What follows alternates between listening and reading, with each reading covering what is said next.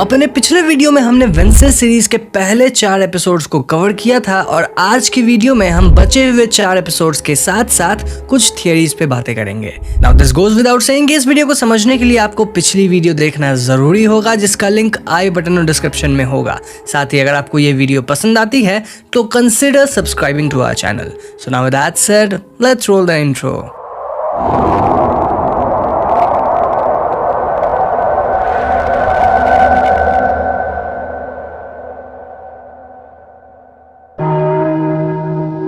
तो 5वें एपिसोड के पहले सीन में हम वेंसडे को कंटेम्पलेट करते देखते हैं कि उसके पिता पर कत्ल का इल्जाम क्यों लगा होगा। यहाँ 1990 के रेवन बॉल का सीन आता है, जहाँ स्कूल के ऊपर के फ्लोर पे हम गोमेज एडम्स और गैरेट गेट्स को लड़ते देखते हैं। अचानक गैरेट की लाश ऊपर से नीचे गिरती है और हम गोमेज के हाथ में एक तलवार देखते हैं। ये सीन वीम्स देख लेती है और चिल्लाती है, जिसके बाद पुलिस गोमेज को पकड़कर ले जाती है। हम वीम्स को पुलिस से बात करते देखते हैं, जहाँ वो कहती है कि उसे लगता है कि इन सब के पीछे मोर्टिसिया का हाथ है, क्योंकि गैरेट और गोमेज मोर्टिसिया के लिए ही एक दूसरे से लड़ रहे थे। सीन यहाँ से प्रेजेंट में आता है, जहाँ नेवरमोर एकेडमी में पेरेंट्स वीकेंड ऑर्गेनाइज किया गया है। सारे स्टूडेंट के पेरेंट्स उनसे मिलने आते हैं और मोर्टिसिया, गोमेज और पग्सली वेंसडे को देखने के लिए काफी एक्साइटेड लगते हैं। प्रिंसिपल वीम सभी पेरेंट्स को वेलकम करती है और अनाउंस करती है कि यूजीन भी हादसे के बाद रिकवर करने लगा है। ये सुनकर वेंसडे काफी इरिटेटेड दिखती है और कहती है कि यूजीन उसकी वजह से ही आज कोमा में है। इस पे एनिड उसे दिलासा देती है कि इन सब में उसकी कोई गलती नहीं है और मॉन्स्टर भी एक हफ्ते से किसी पे अटैक नहीं किया है, which is a good thing.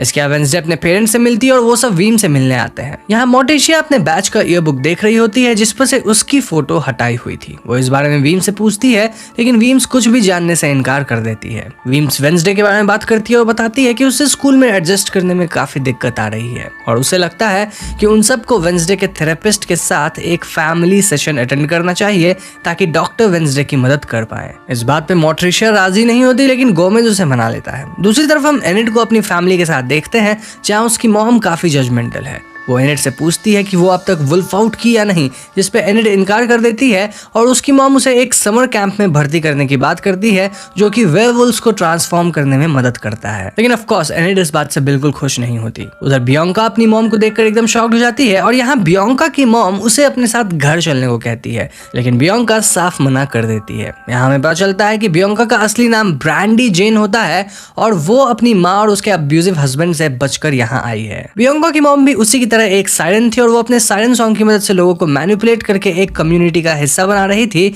जिसका नाम था मॉर्निंग सॉन्ग। बियांका की मॉम और उसका हस्बैंड इसकी मदद से लोगों के पैसे वगैरह ठगते थे और ये सब चीज बियांका को पसंद नहीं था, इसलिए वो सब कुछ छोड़ के यहाँ स्कूल में भाग आई थी। लेकिन अब उसकी मॉम का जो सॉन्ग वाला पावर था वो काइंड ऑफ सूखने लग गया था और उन्हें लोगों को मैनिपुलेट करने के लिए बियांका की मदद चाहिए थी। वो बियांका को थ्रेटन करती है कि अगर बियांका उनके साथ नहीं चली तो वो स्कूल वालों को उसके बारे में सब सच बता देगी। ये सुनकर बियांका बहुत डर जाती है। दूसरी तरफ हम वेंसडे के फैमिली को डॉक्टर किनबॉट के क्लिनिक में देखते हैं, जहां वेंसडे अपने पेरेंट्स पे झूठ बोलने का और उस मर्डर वाली बात छिपाने का इल्जाम लगाती है। गोमेज यहाँ इस एक्यूजेशन का सच वेंसडे को बताना चाहता था, लेकिन मोर्टिसिया उसे रोक लेती है, सेइंग कि वो नहीं समझेगी। सेशन वहीं खत्म हो जाता है और बाद में हम मोर्टिसिया को गैरेट गेट्स के कब्र पे जाते देखते हैं, जहां वो फूल के बजाय उसका कांटा चढ़ा देती है। अब वेंसडे ये सब कुछ देख लेती है। दूसरी तरफ शेरिफ को खबर मिलती है कि फॉरेंसिक लैब के डॉक्टर ने खुद को गोली मार ली है। वो क्राइम सीन पर जाते हैं, जहां पुलिस उन्हें बताती है कि किसी ने लैब के सिक्योरिटी कैमरा पे ब्लैक बबल गम चिपका दिया था, जिससे कि उन्हें फुटेज नहीं मिल पाया है। लेकिन मौके पे एक आत्महत्या का नोट बरामद हुआ है। शेरिफ इस नोट को पढ़ता है, जिसमें लिखा था कि डॉक्टर खुद को सालों पहले हुए गैरेट गेट्स के मर्डर के लिए जिम्मेदार मानता है, बिकॉज उसने असली कातिल को बचाने के लिए फॉल्स रिपोर्ट बनाई थी। शेरिफ ये देखकर काफी खुश हो जाता है और उसी वक्त जाकर गोमेज एडम्स को अरेस्ट कर लेता है। जेल में गोमेज से मिलने वेंसडे आती है और उनसे सारा सच पूछती है। गोमेज उस दिन को याद करते हुए बताता है कि गैरेट मोर्टिसिया के पीछे पागल था। हम देखते हैं कि रेवन की रात मोर्टिसिया और गोमेज को साथ देख गैरेट गुस्से में पागल हो जाता है और वो और गोमेज लड़ने लगता है। अब इसी लड़ाई के दौरान गोमेज खुद को बचाते हुए गैरेट पे गलती से तलवार से वार कर देता है। इसके बाद उसकी बॉडी नीचे गिर जाती है और ये वही सीन था जो हमने इस एपिसोड के शुरू में देखा था। कहानी सुनने के बाद भी वेंसडे को अपने पिता के बात पे यकीन नहीं हो रहा था और यहाँ से वो शेरिफ के ऑफिस जाती है और उनसे कहती है कि उसे यकीन है कि गैरेट को उसके पिता ने नहीं मारा है और इंस्टेड ये मॉन्स्टर के ऊपर ऊपर हो रही इन्वेस्टिगेशन को सैबोटाज करने की कोई चाल है। लेकिन शेरिफ बहुत गुस्सा हो जाता है और कहता है कि गैरेट गेट्स की मौत में हमेशा से गोमेज ही सस्पेक्ट था और उसकी इस हरकत के बाद गेट्स परिवार पूरी तरह तबाह हो गया। वो बताता है कि गेट्स की मां खुद को मार ली और उसकी बेटी भी एक सफर के दौरान समुद्र में डूब गई। वेंसडे यहाँ उसे डीएनए रिपोर्ट के बारे में पूछती है और वो बताता है कि डीएनए मैच नहीं हुआ है। यहाँ वो फोरेंसिक लैब में कैमरा पर मिले बबल गम की बात करता है और कहता है कि उसे वेंसडे पे ही शक है, जो सुनकर वेंसडे वहां से चली जाती है। नेक्स्ट सीन में हम पग्सली और वेंसडे को लेक के पास देखते हैं, जहां वो बॉम्ब की मदद से फिशिंग करते हुए नजर आते हैं। पग्सली अपने पिता को लेकर काफी परेशान दिखता है, जहां वेंसडे उसे बताती है कि गोमेज ने कन्फेशन पे साइन कर दिया है, लेकिन वेंसडे को यकीन है कि उसके पिता इनोसेंट है और वो उन्हें बचा कर रहेगी। इसके बाद वो पग्सली से पूछती है कि उनकी मां मोट्रिशिया कहाँ पे है, जिसपे पग्सली कहता है कि उसकी मां ने खुद को बंद करके रखा है। वेंसडे मोट्रिशिया के पास जाती है और वो नाइट शेड्स के सीक्रेट लाइब्रेरी में थी। मोट्रिशिया वेंसडे से पूछती है कि उसने नाइट शेड्स क्यों नहीं ज्वाइन किया, जिसपे वो कहती है कि वो अपनी माँ की परछाई बनकर नहीं रहना चाहती। वेंसडे कहती है कि उसने पोए कप जीता, लेकिन उसकी माँ ये खिताब 4 बार जीत चुकी थी। उसने फेंसिंग टीम ज्वाइन की, लेकिन मोटिशिया अपने टाइम पे इस टीम की कैप्टन रह चुकी है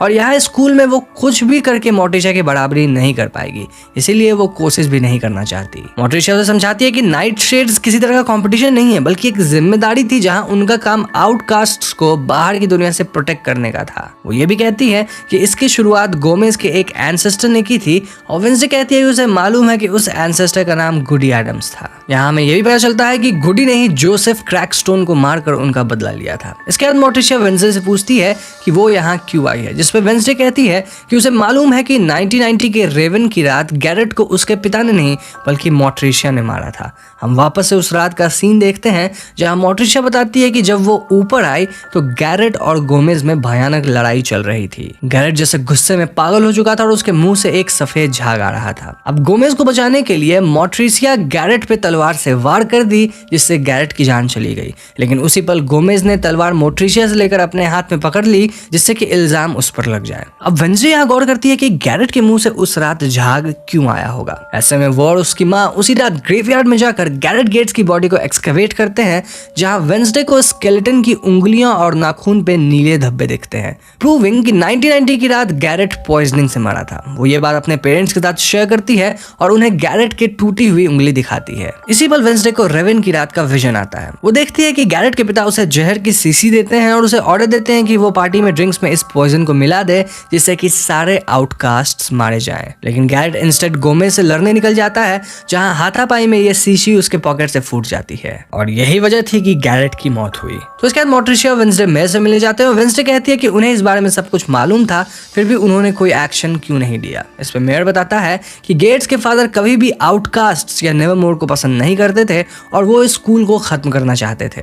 जब गेट्स की असली ऑटोप्सी रिपोर्ट सामने आई थी, उस टाइम पे वो खुद शेरिफ थे और उन्होंने इस बात को दबा दिया ताकि जेरिको में शांति बनी रहे। इस पे मोट्रिशिया कहती है कि वो बस एक शर्त पे मेयर के इन्वॉल्वमेंट के बारे में चुप रहेगी, अगर उसके हस्बैंड को पूरी इज्जत के साथ बरी कर दिया जाए। अब मेयर के पास कोई और रास्ता नहीं था, इसलिए वो मान जाते हैं। हम देखते हैं कि गोमेज को आजाद कर दिया जाता है और शेरिफ उससे माफी भी मांगता है। मोट्रिशिया और वेंसडे बातें करते हैं, जहां मोट्रिशिया वेंसडे से उसके विजन्स के बारे में पूछती है। वेंसडे बताती है कि उसे ये विजन्स 1 साल पहले आना शुरू हुए थे और वो उन्हें कंट्रोल नहीं कर पाती। मोट्रिशिया कहती है कि हमारे साइकिक विजन्स इस बात पर डिपेंड करते हैं कि हम कैसे इंसान हैं। वो कहती है कि उन्हें हमेशा से पॉजिटिव विजन्स दिखते हैं, मीनिंग कि वो एक डव है, लेकिन क्योंकि वेंसडे दुनिया को एक डार्कर नजरिए से देखती है, इसीलिए उसके विजन्स पावरफुल और खतरनाक होते हैं, जिसका मतलब है कि वो एक रेवन है। या वेंसडे पूछती है कि वो इन विजन्स को कैसे कंट्रोल कर सकती है, जिसपे मोट्रिशिया बताती है कि हमारे फैमिली का कोई सदियों पुराना पूर्वज पास्ट से हमें कॉन्टैक्ट करता है और वही हमें इन विजन्स को कंट्रोल करना सिखाता है। इस पर वेंसडे को गुडी की बात याद आ जाती है और वो समझ जाती है कि गुडी ही उसकी मदद कर सकती है। यहाँ मोट्रिशिया वेंसडे को वार्न करती है कि गुडी एक बहुत ही पावरफुल विच थी, लेकिन उसके बदले की भावना ने उसे बर्बाद कर दिया, इसीलिए वेंसडे को संभल के रहना चाहिए। जाने से पहले मोट्रिशिया वेंसडे को 1990 का वो ईयर बुक देती है ताकि वो भी नेवरमोर की हिस्ट्री के साथ कनेक्ट कर सके। वेंसडे इस ईयर बुक के पिक्चर्स देखकर अचानक चौंक जाती है और सीधे प्रिंसिपल वीम्स के पास जाती है। वो वीम्स को 1990 का एक टैलेंट शो के पिक्चर्स दिखाती है, जहां वीम्स और मोट्रिशिया ने मिलकर पार्टिसिपेट किया था। वेंसडे कहती है कि वीम्स ने जूलिया गारलैंड का रूप लिया था क्योंकि वो पूरी तरह उसमें बदल गई थी। इसका मतलब ये है कि हार्वेस्ट फेस्टिवल वाली रात रोवन सच में मारा गया था और अब तक रोवन के रूप में वीम्स उन सब के सामने आती रही क्योंकि वो एक शेप शिफ्टर है। यह सब सुनकर वीम्स कहती है कि तुम्हारी बातों पे कोई यकीन नहीं करेगा क्योंकि इस पूरे पूरे प्लानिंग में रोवन की फैमिली खुद शामिल है। वो बताती है कि रोवन अपने टेलीकाइनेटिक शक्तियों को बैलेंस नहीं कर पा रहा था और उसने 2 बार वेंसडे को मारने की कोशिश भी की थी, जिस वजह से उसके पेरेंट्स ने उसकी मौत का सच सामने लाने से इनकार कर दिया। वेंसडे वीम्स को काफी बुरा भला सुनाती है, लेकिन वीम्स कहती है कि उसने जो किया इस स्कूल के रेपुटेशन को बचाने के लिए किया। दूसरी तरफ हम देखते हैं कि एनिड अपनी माँ से समर कैंप में जाने के लिए मना कर देती है और कहती है कि अगर उसे वुल्फ में तब्दील होना है तो वो ऐसे ही हो जाएगी, उसे किसी ट्रांसफॉर्मेशन थेरेपी की जरूरत नहीं है। वहीं बियांका भी अपनी माँ से कहती है कि स्कूल ईयर खत्म होने के बाद वो खुद उसके साथ चलेगी, लेकिन तब तक उसकी माँ को अपना मुंह बंद रखना होगा। इधर वेंसडे और वीम्स को बाहर से शोरगुल सुनाई देता है और वो चेक करने आते हैं। वो देखते हैं किसी ने स्कूल के लॉन में आग लगा दी थी और लिखा था fire will rain. 5th episode यहीं पे खत्म हो जाता है। अब 6ठे एपिसोड के शुरुआत में हम वेंसडे को एक सेंस परफॉर्म करते हुए देखते हैं। वो गुडी से जुड़ने की कोशिश करती है, लेकिन तभी यहाँ एनिड आ जाती है। एनिड और वेंसडे को डॉर्म रूम के डोर पे एक नोट मिलता है जिस पर लिखा था कि अगर सच जानना है तो क्रैक स्टोन के क्रिप्ट पढ़ाकर मुझसे आधी रात में मिलो। वेंसडे और एनिड यहाँ आते हैं और वेंसडे को पता चलता है कि ये एक्चुअली में एक बर्थडे सरप्राइज था जो एनिड और वेंसडे के बाकी दोस्तों ने मिलकर उसके लिए प्लान किया था। एज यूजुअल वेंसडे इस पे ध्यान नहीं देती और नोटिस करती है कि क्रैक स्टोन के स्टैचू के नीचे लैटिन में कुछ लिखा हुआ था। वेंसडे इस फ्रेज को ट्रांसलेट करती है जिसका मीनिंग था fire will rain when I rise. वो दोस्तों को बताती है कि इस फ्रेज का पहला हिस्सा पिछले दिन किसी ने लॉन पे लिखकर छोड़ा था, विच मींस कि क्रैक स्टोन का इन सब से कोई ना कोई लेना देना जरूर है। तभी क्रिप्ट को छूने में वेंसडे को एक और विजन दिखाई देता है जहां उससे मिलने गुडी आती है। गुडी वेंसडे को एक मैंसन का गेट दिखाती है और कहती है कि क्रैक स्टोन को रोकने के लिए उसे इस मैंसन को ढूंढना होगा। यहाँ वेंसडे उसे अपने साइकिक विजन को कंट्रोल करने के बारे में पूछती है, इस पर गुडी कहती है कि एक रेवन को कंट्रोल नहीं किया जा सकता, उसे अपने आप को जिंदा रखते हुए आगे बढ़ने की आदत डाल लेनी चाहिए। इसके बाद गुडी वेंसडे से कहती है कि उसे जिंदगी में अकेले रहने की आदत डाल लेनी चाहिए क्योंकि उन जैसे लोगों का रास्ता सॉलिटरी ही होता है। अगले सीन में वेंसडे को इस मैंसन की तस्वीर बनाते हुए देखते हैं और यहाँ एनिड सरप्राइज के लिए वेंसडे से माफी मांगती है और उसे एक हैंड निटेड स्नूट गिफ्ट करती है। अगले दिन वेंसडे शेरिफ को क्रैक स्टोन के क्रिप्ट वाली बात बताती है, लेकिन शेरिफ उसे इस सब बात से दूर रहने के लिए कहते हैं। वो मैंसन की तस्वीर टाइलर को भी दिखाती है जिसे कोई आइडिया नहीं था कि ये कहाँ की है। इंस्टेड वो वेंसडे से एक डेट के लिए पूछता है, लेकिन वेंसडे मना कर देती है। हम वीम्स और मेयर को बात करते देखते हैं जहां मेयर बताता है कि पार्टी वाले इंसिडेंट के बाद उसने लूकस को ग्राउंड कर दिया है और उसका लॉन में आग लगने वाले इंसिडेंट से कोई लेना देना नहीं है। बातों बातों में वो जंगल में होने वाले मर्डर्स के बारे में भी कहता है, लेकिन वीम्स उसे वार्न करती है कि नेवरमोर का इसमें कोई हाथ नहीं है। उधर हम मेयर को गेट्स फैमिली के बारे में कुछ पता लगाने की कोशिश करते देखते हैं। मेयर इस फैमिली की डॉटर लॉरेल गेट्स का डेथ सर्टिफिकेट मंगवाता है और अपनी असिस्टेंट से पूछता है इफ उसने गेट्स मैंसन में लाइट्स ऑन दिखने वाली बात शेरिफ तक पहुंचाई या नहीं। इसके बाद हम लूकस को नेवरमोर में एज ए पनिशमेंट काम करते हुए देखते हैं जहां बियांका उसके हाथ में अपनी माँ की कम्युनिटी का ब्रेसलेट देखती है। बियांका उससे पूछती है कि उसे ये ब्रेसलेट कहाँ से मिला, जिसपे लूकस बताता है कि उसने मॉर्निंग सॉन्ग ऐप ज्वाइन करा है क्योंकि इन लोगों का मानना है कि ये उसे सेल्फ हेल्प में मदद कर सकते हैं। बियांका यहाँ लूकस को इस ऐप के बारे में वार्न करती है और इस दौरान उनकी बातचीत होती है। लूकस बियांका के साथ काफी कंफर्टेबल फील करता है और उसे अपने साथ कॉफी पे चलने के लिए पूछता है। अगले सीन में हम वेंसडे को हॉस्पिटल में देखते हैं जहां वो यूजीन को देखने आई है। वेंसडे यूजीन से माफी मांगती है और गुडी के बारे में बात करती है। तभी वहां डॉक्टर किनबॉट आ जाती है जो यूजीन के लिए फ्लावर्स वगैरह लेकर आई थी। वेंसडे उनसे यहाँ आने का कारण पूछती है, जिसपे डॉक्टर बताती है कि वो यूजीन के पेरेंट्स की काउंसलिंग कर रही है। यहाँ डॉक्टर वेंसडे से गुडी के बारे में पूछती है और कहती है कि ये जो भी है वो वेंसडे को ठीक से नहीं जानती क्योंकि उन्हें लगता है कि वेंसडे एक बहुत अच्छी दोस्त बन सकती है और उसे अकेला नहीं रहना पड़ेगा। लेकिन वेंसडे उनकी बात का जवाब दिए बिना चली जाती है। स्कूल वापस आकर वेंसडे गुडी का दिखाया हुआ गेट और मैंसन की पिक्चर जेवियर को दिखाती है और जेवियर कहता है कि ये पेंटिंग गेट्स मैंसन की है। तभी वेंसडे जेवियर के पास अपने पहले रात की चेलो बजाने वाली पेंटिंग देखती है। जेवियर बताता है कि डांस वाली रात के बाद वो वेंसडे को पूरी तरह भूलना चाहता था, इसीलिए उसने ये पेंटिंग बनाई है ताकि वो अपने दिमाग से इसे निकाल सके। वो यहाँ ये भी कहता है कि उसे लगता है कि वेंसडे म्यूजिक में अपने आप को पूरी तरह भूल जाती है। दूसरी तरफ हम बियांका और लूकस को कैफे में देखते हैं जहाँ वो दोनों अपनी अपनी लाइफ के प्रॉब्लम्स एक दूसरे के साथ शेयर करते हैं और वो दोनों बॉन्ड करते हुए नजर आते हैं। अगले सीन में वेंसडे गेट्स मैंशन आती है और वहां छानबीन करने की कोशिश करती है, लेकिन इसी बीच यहाँ मेयर आ जाता है जिसे देख वेंसडे छिप जाती है। मेयर शेरिफ को फोन करता है और गेट्स मैंसन के बारे में कुछ बताने के लिए कैफे बुलाता है। ये सुनकर वेंसडे भी उसकी गाड़ी में छुप कर बैठ जाती है ताकि सच का पता लगा सके। कैफे के पास पहुंचकर मेयर गाड़ी अलमारी से बाहर आता है, लेकिन तभी सामने से एक कार आकर मेयर को धक्का दे देती है। वेंसडे इस कार को नोटिस कर लेती है। नाउ मेयर को अस्पताल ले जाया जाता है और शरीफ वेंसडे से पूछताछ करता है। वो कहती है कि उसे यकीन है कि मेयर के हाथ कुछ तो लग गया था और उसे लगता है कि गेट्स फैमिली का कोई आदमी जंगल में हो रहे मर्डर्स का जिम्मेदार है। लेकिन शरीफ फिर से उसकी बात पे ध्यान नहीं देता, सेइंग कि उस फैमिली में सबकी मौत हो चुकी है। वीम्स वेंसडे को क्राइम सीन पे देख बहुत गुस्सा करती है। उसे कहती है कि कुछ टाइम के लिए पूरा स्कूल लॉकडाउन में चला गया है और तब तक के लिए वो नेवरमोर से बाहर नहीं निकल सकती।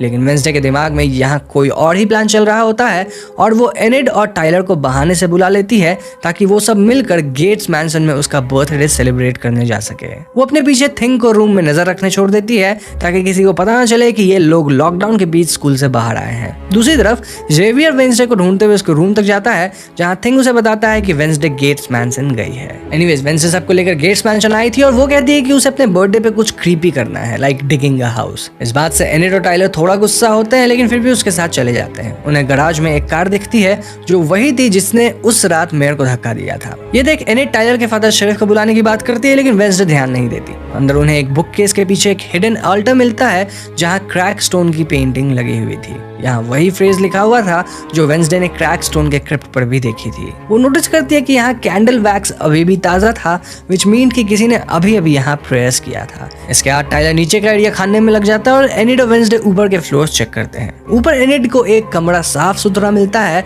एज इफ वहाँ कोई रह रहा हो। वो वेंसडे को ये रूम दिखाती है जहाँ फ्लावर्स वगैरह के अलावा एक म्यूजिक बॉक्स भी थी जिस पर LG लिखा हुआ था। एनिड वेंसडे से पूछती है कि LG का यहाँ क्या मतलब है और वेंसडे बताती है कि ये गेट्स फैमिली की बेटी और गैरेट की बहन लॉरा गेट्स के इनिशियल है। अब वो ये सब देख ही रहे होते हैं कि पीछे से उन्हें एक आवाज सुनाई देती है। टाइलर उन्हें आवाज लगाता है कि मॉन्स्टर यहाँ आ गया है। इससे पहले कि एनिड और वेंसडे कुछ समझ पाते, ये मॉन्स्टर उन पे अटैक कर देता है। अपनी जान बचाते हुए एनिड और वेंसडे एक एलिवेटर के थ्रू ग्राउंड फ्लोर की तरफ भागते हैं जहाँ to their utter surprise Wednesday देखती है कि मॉन्स्टर के विक्टिम्स के बॉडी पार्ट्स वगैरह रखे हुए थे। वो समझ जाती है कि मॉन्स्टर को कंट्रोल करने वाला इंसान और कोई नहीं बल्कि लॉरा गेट्स यानी कि एल गेट्स ही है। तो ये मॉन्स्टर यहाँ भी आ जाता है और एनिड और वेंसडे किसी तरह भाग निकलते हैं। बाहर उन्हें केव के पास टाइलर मिलता है जिसे मॉन्स्टर ने जख्मी कर दिया था और तभी यहाँ जेवियर भी आ जाता है जिसे यहाँ देख वेंसडे का शक और बढ़ जाता है। अगले सीन में हम वेंसडे टाइलर और जेवियर को टाइलर के घर पर देखते हैं जहाँ वो उसकी मरहम पट्टी करती है। इसी वक्त यहाँ शेरिफ आ जाते हैं जो वेंसडे को सबकी जान मुश्किल में डालने के लिए डांटते हैं। वेंसडे उन्हें ग्राउंड फ्लोर पे मिले बॉडी पार्ट्स के बारे में बताती है, लेकिन शेरिफ को वहाँ कुछ नहीं मिलता और वो उन सबको वापस स्कूल ले जाते हैं। वो वेंसडे को टाइलर से दूर रहने के लिए भी कहते हैं। स्कूल में प्रिंसिपल वीम्स फिर से वेंसडे पे गुस्सा करती हैं, लेकिन वेंसडे अपनी बात प्रूव करने के लिए उन्हें रोवेन की वो पेंटिंग दिखाती है और कहती है कि अगर उसे किलर को ढूंढने का मौका नहीं मिला तो जोसेफ क्रैकस्टोन नेवरमोर एकेडमी को खत्म कर देगा। वो ये भी कहती है कि रोवेन की माँ के अनुसार इस स्कूल का अंत उसके हाथों लिखा है, लेकिन उसे ऐसा लगता है कि इस पेंटिंग में वो इस स्कूल को बचा रही है। ये सुनकर वीम्स उसे एक आखिरी मौका देने को तैयार हो जाती है और इसके बाद वेंसडे वापस अपने रूम में जाती है जहाँ वो एनिड को सामान पैक करते हुए देखती है। एनिड वेंसडे को आज रात के लिए बहुत उल्टा सीधा बोलती है और कहती है कि वो एक ऐसे इंसान के साथ नहीं रहना चाहती जिसे अपने अलावा किसी और की फिक्र नहीं है। एनिड के जाने के बाद वेंसडे काफी दुखी हो जाती है और याद करती है कि गुडी ने उसे कहा था कि वो हमेशा अकेली ही रहेगी। इसके बाद वो उस म्यूजिक बॉक्स को निकालती है जो उसे गेट्स मैंशन में मिला था। इस बॉक्स के अंदर वेंसडे के कई फोटोज थे जो किसी ने उसे स्टॉक करते हुए खींचा था। वो डिसाइड करती है कि वो असली मॉन्स्टर का पता लगा के रहेगी। वहीं दूसरी तरफ हम देखते हैं कि कोई मेयर को मार डालता है। 6वां एपिसोड यहीं पे खत्म होता है।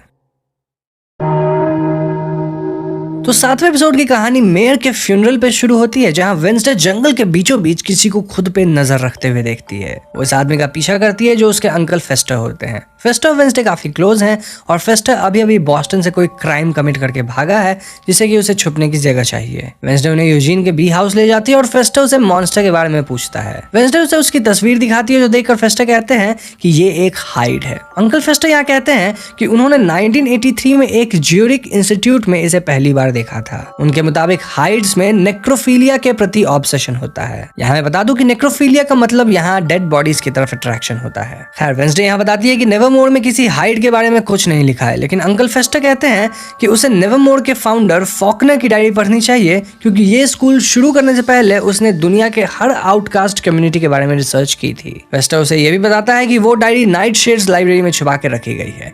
तो अगली रात वेंसडे नाइट शेड्स लाइब्रेरी में दाखिल होती है जहाँ उसका सामना जेवियर से होता है। यहाँ जेवियर और वेंसडे की बहस हो जाती है जहाँ जेवियर कहता है कि वेंसडे उस पर भरोसा करना ही नहीं चाहती है और वेंसडे सीधा बोल देती है कि आज तक मॉन्स्टर को लेकर जो भी हादसे हुए हैं उसमें जेवियर आसपास ही रहा है, इसलिए वो उस पर भरोसा नहीं कर सकती। इसके बाद जेवियर वहां से चला जाता है और फेस्टर और वेंसडे एक हिडन लॉकर से फॉकनर की डायरी निकालते हैं। इस डायरी में वेंसडे हाइड्स के बारे में पढ़ती है, जहां उसे काफी इन्फॉर्मेशन मिलता है। तो बेसिकली हाइड्स एक तरह के आउटकास्ट मॉन्स्टर होते हैं जो कि नॉर्मल इंसानों की तरह ही दिखते हैं। उनकी आर्टिस्टिक स्किल्स काफी अच्छी होती है और उन्हें हिप्नोटाइज या फिर केमिकल वगैरह इंड्यूस करके ही अनलॉक किया जा सकता है। अनलॉक किए जाने पर हाइड्स अपने मास्टर के प्रति बहुत वफादार हो जाते हैं और उनका हर कहा मानते हैं। ये सारे डिस्क्रिप्शन जानकर वेंसडे को जेवियर पे और भी शक हो जाता है।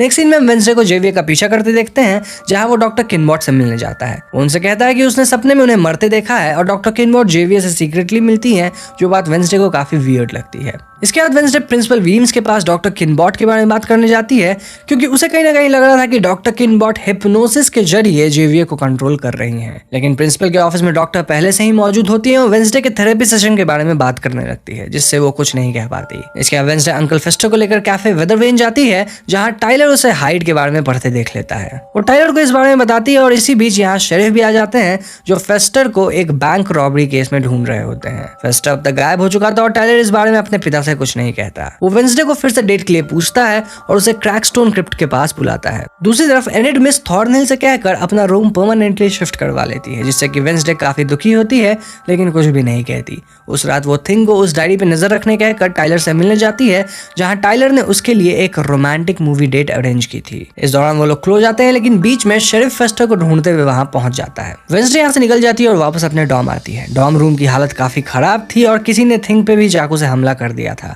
फॉकनर की डायरी भी गायब होती है और वेंसडे थिंग को लेकर अंकल फेस्टर के पास जाती है, जो कि किसी तरह उसे रिवाइव करते हैं। वेंसडे कसम खाती है कि वो हाइड और उसके मास्टर को सजा दिलवा के रहेगी और फेस्टर को सुबह तक निकल जाने को कहती है, बिकॉज शेरिफ उसे ढूंढ रहा था। तो इसके बाद वेंसडे वीम्स के पास जाती है और उनसे हाइड्स के बारे में पूछती है। वीम्स बताती है कि हाइड्स बहुत अनप्रेडिक्टेबल और वायलेंट आउटकास्ट होते हैं, जिस वजह से उन्हें 30 साल पहले नेवरमोर से बैन कर दिया गया था। हमें यहाँ पता चलता है कि वीम्स हमेशा से जानती थी कि जंगल में जो मॉन्स्टर है वो एक्चुअली में एक हाइड है, लेकिन वो इस बारे में किसी से कुछ नहीं कहती, बिकॉज वो नेवरमोर को बचाना चाहती थी। लेकिन वेंसडे उन्हें अब तक हुए सारे कत्लों का जिम्मेदार ठहराती है और वहां से गुस्से में निकल जाती है। बाहर वेंसडे को बियांका मिलती है, जो उसे मेयर की मौत के बारे में कुछ बताना चाहती है। बियांका वेंसडे नाइट शेड्स की लाइब्रेरी में आते हैं और यहाँ मेयर का बेटा लूकस उन्हें बताता है कि मरने से कुछ दिन पहले मेयर लॉरेल गेट्स के बारे में पता लगाने की कोशिश कर रहे थे, क्योंकि अपेरेंटली उसकी डेड बॉडी कभी मिली ही नहीं थी। वेंसडे और बियांका कंक्लूड करते हैं कि लॉरेल वापस आ गई है ताकि वो अपनी फैमिली के मर्डर्स का बदला ले सके।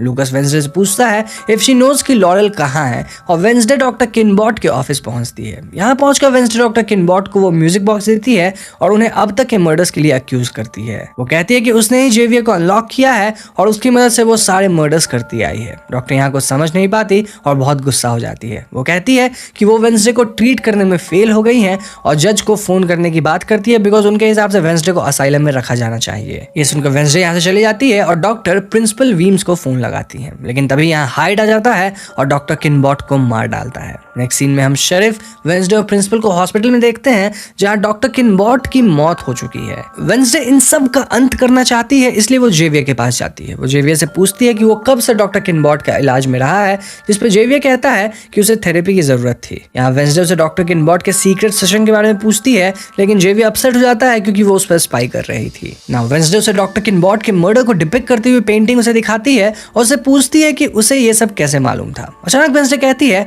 कि अगर तुम हाइड नहीं हो तो मर्डर विक्टिम्स के सबूत यहाँ कैसे आए, और तब वो जेवियर को यूजीन के ग्लासेस, रोवन का इनहेलर और डॉक्टर किनबॉट का नेकलेस उसी के स्टूडियो में रखा दिखाती है। जेवियर ने देखकर शॉक्ड हो जाता है और कहता है कि ये सब उसका नहीं और किसी ने उसे फंसाने की कोशिश की है। तभी वहाँ पुलिस आ जाती है और जेवियर को पकड़ लेती है। जेवियर समझ जाता है कि उसके साथ ये सब वेंसडे ने किया है और वो कहता है कि उसे कभी भी वेंसडे की जान नहीं बचानी चाहिए थी। पुलिस इसके बाद उसे लेकर चली जाती है और इस इंसिडेंट के बाद वेंसडे देखती है कि एनिड वापस आ गई और वो दोनों अपने अपने डिफरेंसेस सॉर्ट कर लेते हैं। एनिड यहाँ वेंसडे से टाइलर के डेट के बारे में पूछती है और वेंसडे उसी वक्त टाइलर से मिलने जाती है। इस पूरे इंसिडेंट के बाद वेंसडे टाइलर और अपने रिश्ते को एक मौका देना चाहती थी और वो उसे किस करती है, लेकिन तभी उसे एक विजन दिखाई देता है जहां वो डॉक्टर किनबॉट की मौत देख लेती है। उस विजन में वेंसडे टाइलर को मॉन्स्टर के रूप में देखती है और रियलाइज करती है कि ऑल दिस वाइल हाइड कोई और नहीं बल्कि टाइलर था। वो पूरी तरह शॉक्ड हो जाती है और वहां से बिना कुछ बोले निकल जाती है। अब 8वें एपिसोड के शुरुआत में वेंसडे टाइलर को जंगल में मिलने के लिए बुलाती है और उसे बताती है कि उसे मालूम है कि एक्चुअल हाइट वो है। वेंसडे यहाँ कहती है कि जब वो मीटिंग हाउस के लिए निकली थी तब टाइलर को पता था कि वो यहाँ आ रही है, इसलिए उसने उसका पीछा किया। उसके बाद रेवन के दिन भी टाइलर ने यूजीन और उसके केव वाली बात सुन ली थी, जिस वजह से उसने डॉक्टर किनबॉट को वार्न कर दिया और किनबॉट ने केव जलाने की कोशिश की और बदले में टाइलर हाइड के रूप में यूजीन को मारने गया, क्योंकि यूजीन ने वहां डॉक्टर किनबॉट को केव में आग लगाते देख लिया था। गेट मैंसन में टाइलर ने खुद को ही चोट पहुंचाई ताकि कोई उस पर शक न करे। उससे पूछती है कि उसने डॉक्टर को क्यों मारा, लेकिन टाइलर शॉक्ड रह जाता है और कहता है कि उसे नहीं मालूम कि वेंसडे उस पर यह इल्जाम कैसे लगा रही है। सच उगलवाने के लिए वेंसडे नाइट शेड्स के मेंबर्स को वहां बुलाती है और वो लोग टाइलर को एक चेयर से बांध देते हैं। यहाँ वेंसडे टाइलर को टॉर्चर करने लगती है, जिसके लिए उसे बाकी लोग मना करते हैं। जब टाइलर फिर भी कुछ नहीं मानता तब वेंसडे बताती है कि टाइलर की माँ एक आउटकास्ट थी, जिस पर टाइलर कहता है कि उन्हें बाइपोलर की बीमारी थी। लेकिन वेंसडे कहती है कि तुम्हारी मॉम एक हाइड थी और तुम्हारे फादर यानी कि शरीफ श्योर नहीं थे कि ये कैरेक्टर तुम में है या नहीं, इसलिए वो तुम्हें लेकर हमेशा से प्रोटेक्टिव रहे।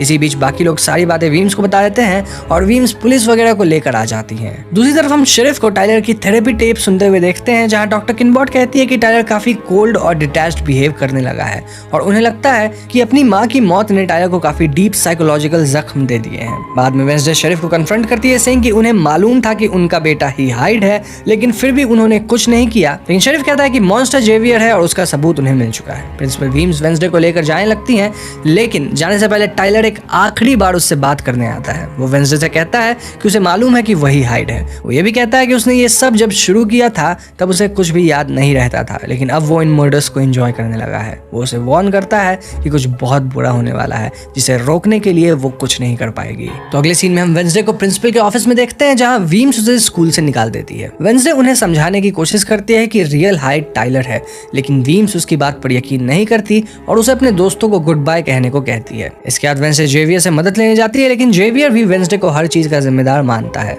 वेंसडे उसे बताती है कि उसने टाइलर को एक विजन में हाइड के रूप में देखा है, जिस पर जेवियर उसे नेवरमोर और जेरी को छोड़कर चले जाने को कहता है, क्योंकि उसके अकॉर्डिंग अगर नेवरमोर पे कोई खतरा आएगा तो वो वेंसडे के कारण ही आएगा। वेंसडे भी जेवियर की बात मान लेती है और अकेडमी छोड़ के जाने का डिसीजन लेती है। जाने से पहले वो नाइट शेड्स और एनिड को वार्न करती है, क्योंकि जल्द ही स्कूल पे हमला हो सकता है और उन्हें तैयार रहना चाहिए। एनिड वेंसडे को बताती है कि यूजीन को होश आ गया है और उसे एक बार उससे मिलकर जाना चाहिए। यहाँ मिस थॉर्नेल भी आती हैं और वो वेंसडे को एक प्लांट गिफ्ट करती है। वो कहती है कि उन्हें यकीन है कि ये वेंसडे की जर्नी का अंत नहीं है और वो आगे भी बहुत कुछ कर पाएगी। वेंसडे स्टेशन से पहले हॉस्पिटल जाती है, जहां वो यूजीन से माफी मांगती है और बताती है कि इन सब के पीछे डॉक्टर किनबॉट और टाइलर थे। मगर यूजीन वेंसडे को बताता है कि जिस रात केव के पास उस पर हमला हुआ था, वहां उसने एक ऐसी औरत को आग लगाते देखा था जिसने रेड बूट्स पहनी हुई थी। वेंसडे रियलाइज करती है कि स्कूल में बस एक ही औरत है जो रेड बूट्स पहनती है और वो है मिस थॉर्नहिल। तो अगले सीन में हम वेंसडे को थॉर्नहिल की क्लास में देखते हैं, जहां वेंसडे उनसे कहती है कि उसका खेल खत्म हो चुका है। वेंसडे उसे उसके असली नाम लॉरा गेट्स यानी एल गेट्स से पुकारती है और कहती है कि बचपन में उसके पिता ने उसे जेरिको के बारे में सारी बातें बताई थी, जिस वजह से उसे मालूम था कि टाइलर की मॉम फ्रांसिस एक हाइड थी। इसी बात का फायदा उठाते हुए उसने टाइलर को एक प्लांट बेस्ड केमिकल से अनलॉक किया और उसका इस्तेमाल लोगों को मारने के लिए किया। तभी वहां टाइलर भी आ जाता है और थॉर्नहिल अपने असली रूप में आ जाती है। वो टाइलर को वेंसडे को खत्म करने के लिए बोलती है, सेइंग कि ये वही लोग हैं जिसने उसकी माँ को मारा था। लेकिन टाइलर यहाँ वीम्स के रूप में बदल जाता है, जहां हमें मालूम होता है कि प्रिंसिपल वीम्स सच पता करने के लिए वेंसडे के साथ आई थी। वो थॉर्नहिल को उसके कर्मों के लिए कन्फ्रंट करती है, लेकिन थॉर्नहिल उसे मार डालती है। उसके बाद वो वेंसडे को वहां से पकड़ के ले जाती है और ये सब थिंग देख लेता है। उधर एनिड और एजेक्स को यूजीन का वीडियो कॉल आता है, जहां यूजीन उसे बताता है कि असली मास्टर मिस थॉर्नहिल है। थिंग भी सारी बातें एनिड को बता देता है और हम देखते हैं कि मिस थॉर्नहिल या लॉरा गेट्स टाइलर के साथ वेंसडे को क्रैकस्टोन के क्रिप्ट तक लेकर आए हैं और उसे वहां बांध देते हैं। एल गेट्स कहती है कि उसकी फैमिली हमेशा से जोसेफ क्रैकस्टोन के ओरिजिनल ब्लड लाइन को बिलोंग करती थी।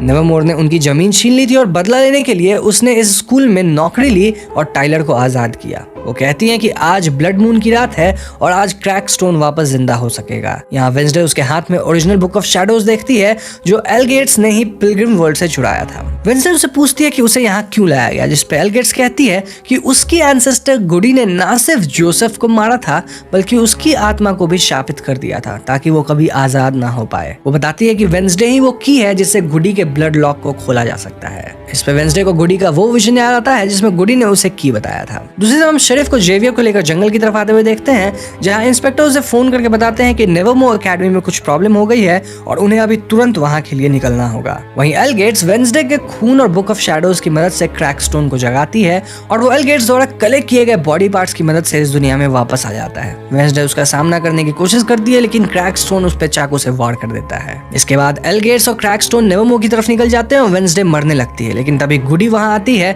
और वेंसडे से कहती है कि अभी तक उसके मरने का वक्त नहीं आया है। वो वेंसडे से कहती है कि जोसेफ को मारने के लिए उसे उसके दिल पे तलवार चलानी होगी। वेंसडे कहती है कि वो खुद अब मरने के कगार पे है, लेकिन गुडी उसे बताती है कि मोर्टिशिया का दिया नेकलेस एक पावरफुल तलिस्मन है जिसके थ्रू वो वेंसडे की जान बचा पाएगी। इसके बाद गुडी वेंसडे के थ्रू पास करके उसके जख्म भर देती है। दूसरी तरफ एनिट नाइट शेड्स को स्कूल के सारे स्टूडेंट्स को सावधान कर देने बोलती है और खुद थिंग के साथ वेंसडे को ढूंढने निकल जाती है। शेरिफ बीच रास्ते गाड़ी को रोककर टाइलर को ट्रैक करने लगते हैं जो वहीं आसपास था।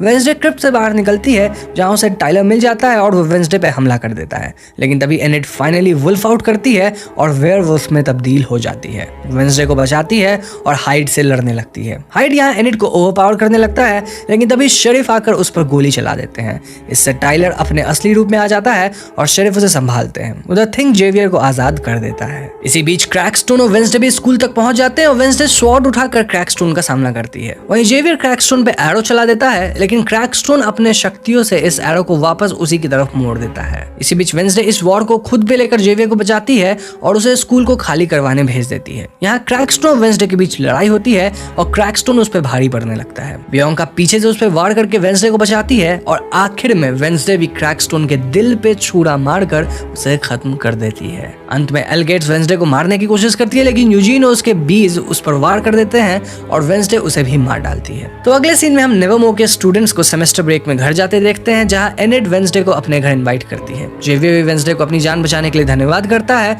और उसे एक फोन गिफ्ट करता है। अंत में हम वेंसडे के फोन पर एक मैसेज आता देखते हैं जहां किसी ने उसके फोटोज उसे भेजे थे। वेंसडे समझ जाती है कि उसका स्टॉकर अभी बाहर घूम रहा है। वहीं हम शेरिफ को देखते हैं जो टाइलर को बांध कर कहीं ले जा रहा है, जहां टाइलर अचानक से वायलेंट बिहेव करने लगता है। इसी के साथ वेंसडे का सीजन 1 खत्म हो जाता है। तो दोस्तों ये थी वेंसडे की पूरी कहानी और अब वक्त आ गया है कि हम इसकी समरी को समझेंगे। ये सीरीज ओरिजिनली 1938 में शुरू हुई द एडम्स फैमिली से इंस्पायर्ड है, जिसे कार्टूनिस्ट चार्ल्स एडम्स ने शुरू किया था। बेसिकली एडम्स फैमिली में मोर्टिशिया और गोमेज हैं जो अपने बेटे और बेटी पग्सली और वेंसडे के साथ रहते हैं। कार्टून में वेंसडे को एक डार्क शेड में पोर्ट्रे किया गया है, जहां उसकी फैमिली मैकाब्रे यानी फियर ऑफ डेथ से इंस्पायर्ड है और वेंसडे को अपने भाई को परेशान करना काफी पसंद है। अब सीरीज को जिस तरह से एंड किया गया है इससे काफी क्लियर है कि हमें इसके कई सीजन देखने को मिल सकते हैं और सीजन 2 में हमें कई नए आउटकास्ट के बारे में पता चलेगा। नाउ कुछ सवाल जो सीरीज हमारे सामने खड़ा करता है उनमें से एक ये है कि आखिर हाइड की पेंटिंग्स जेवियर कैसे बना पाता है और उसे उसके लोकेशन का पता कैसे चलता है।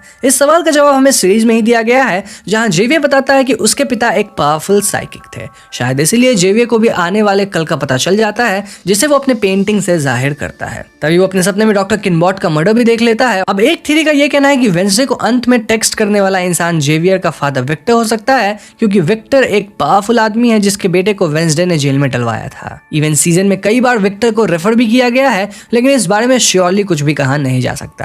अब इस सीरीज में कई प्रेडिक्शंस और हिडन मीनिंग्स रहे हैं, जैसे कि एपिसोड 2 में टाइलर को बाथ टब में स्क्रीम करते हुए देखते हैं, जहां ऐसा लगता है कि वो हाइड में बदल रहा हो। उस समय उसकी आंखों पर फोकस किया जाता है और उसी पल शेरिफ पहली बार हाइड के पिक्चर को देखते हैं। इस पिक्चर में हाइड की आंखें बिल्कुल टाइलर जैसी लग रही थी। वहीं आउटरीच डे के दिन वेंसडे थिंग की मदद से क्रैकस्टोन के स्टैचू को जला देती है और यही आगे चलकर सीजन फिनाले में क्रैकस्टोन के साथ भी होता है, जहां तलवार से मारे जाने पर क्रैकस्टोन जल जाता है। हम वेंसडे को यहाँ वही तलवार यूज करते देखते हैं जिससे 1990 में मोर्टिशिया ने गेट्स को मारा था।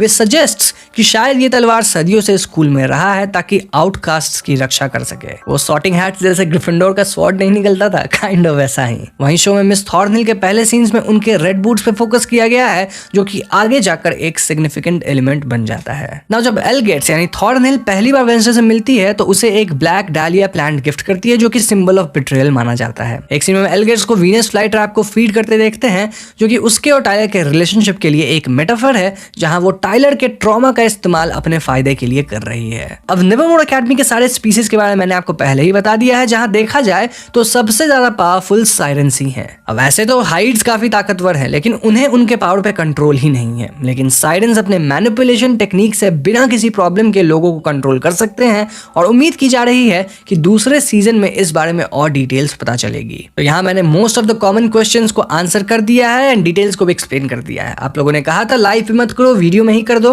तो मैंने कर दिया है। बट स्टिल अगर आपके मन में कोई डाउट है तो कमेंट्स में लिख दीजिए, मैं उसे वहां क्लियर कर दूंगा। तो बस आज की वीडियो में इतना ही। वीडियो पसंद आई तो सब्सक्राइब करके बेल आइकन को जरूर दबा दीजिएगा, क्योंकि हम अपने चैनल पे ऐसे वीडियोस लाते रहते हैं।